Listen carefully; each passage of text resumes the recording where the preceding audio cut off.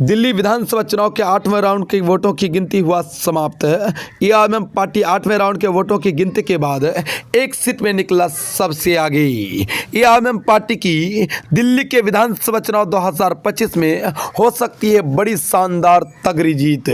जी हाँ दोस्तों, आपको बताता चलूँ, अब तक के रुझानों के मुताबिक एआईएमआईएम पार्टी एक सीट में कभी आगे तो कभी पीछे चल रही है, लेकिन फिलहाल अब तक के रुझानों के मुताबिक 8वें राउंड के वोटों की गिनती के बाद एआईएमआईएम पार्टी सबसे आगे नजर आ रही है और वो सीट है ओखला विधानसभा सीट, जहां से एआईएमआईएम पार्टी के उम्मीदवार है सिपाउर रहमान साहब, जो कभी आगे तो कभी पीछे चल रहे हैं। अमानतुल्लाह खान जो आपके उम्मीदवार है, इनसे कभी एआईएमआईएम पार्टी के उम्मीदवार आगे बढ़ रहे हैं तो कभी पीछे हो रहे हैं। लेकिन 8वें राउंड की वोटों की गिनती के बाद एआईएमआईएम पार्टी के उम्मीदवार सिपाउर रहमान साहब आम आदमी पार्टी और बीजेपी कांग्रेस से आगे चल रहे हैं। अब तक के रुझानों के मुताबिक एआईएमआईएम पार्टी एक सीट पर बढ़त बनाती हुई नजर आ रही है और दूसरे सीट में एआईएमआईएम पार्टी तीसरे पायदान में नजर आ रही है। वो दूसरा सीट है दोस्तों, आपको बताता चलूं, मुस्तफाबाद विधानसभा सीट है, जहां से एआईएमआईएम पार्टी के उम्मीदवार है ताहिर हुसैन साहब, जो तीसरे पायदान में नजर आ रहे हैं।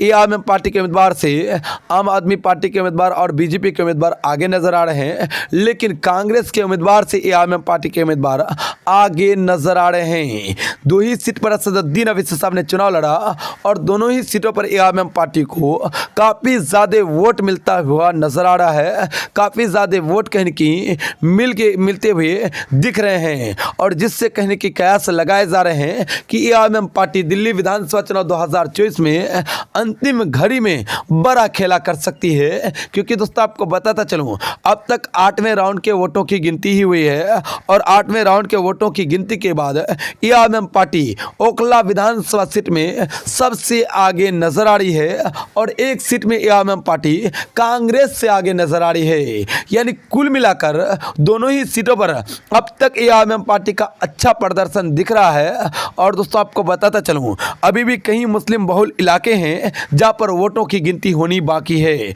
जहां पर एआईएमआईएम पार्टी के उम्मीदवारों को काफ़ी ज़्यादा एकसट्ठे वोट मिले हैं। उन जगहों पर गिनती होना बाकी है। अभी भी कई राउंड के वोटों की गिनती होनी बाकी है, लेकिन अब तक के 8वें राउंड के वोटों की गिनती के बाद और 9वें राउंड के काउंटिंग शुरू होती ही एआईएमआईएम पार्टी सबसे आगे एक सीट में बढ़त बनाती हुई नजर आ रही है और एक सीट में कांग्रेस से बढ़त बनाती हुई नजर आ रही है, तीसरे पायदान में नजर आ रही है। दोस्तों एआईएमआईएम पार्टी की बड़ी जीत को लेकर और चुनावी अपडेटों को लेकर आप क्या कुछ कहते हैं? आप अपनी राय कमेंट बॉक्स में जरूर मेंशन कर दें, ताकि आपकी राय हम सबों तक पहुंच जाए और आपकी राय को लेकर हम अपनी अगली वीडियो में हाजिर हो सके। तो दोस्तों आप अपनी राय कमेंट बॉक्स में मेंशन कर दें।